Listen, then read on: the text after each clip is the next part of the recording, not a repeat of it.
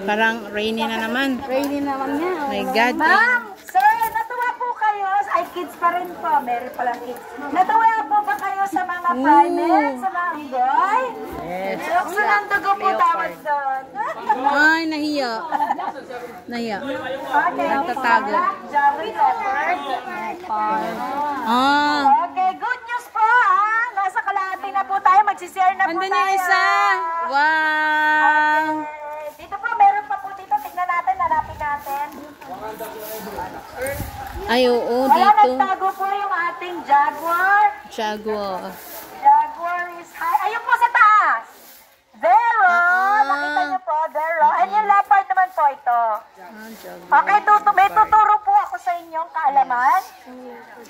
I want to teach you some knowledge about this big cats.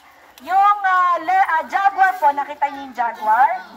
Parang magkahawig po sila, di ba? Yes. Alam niyo po ba kung paano ma-distinguish ang dalawa po?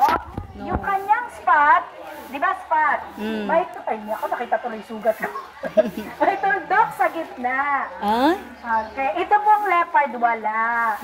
Okay, that's how to distinguish the two of them.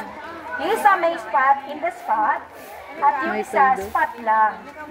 Walang tuldok sa gitna. Tapos yung cheetah, solid naman yung sa cheetah.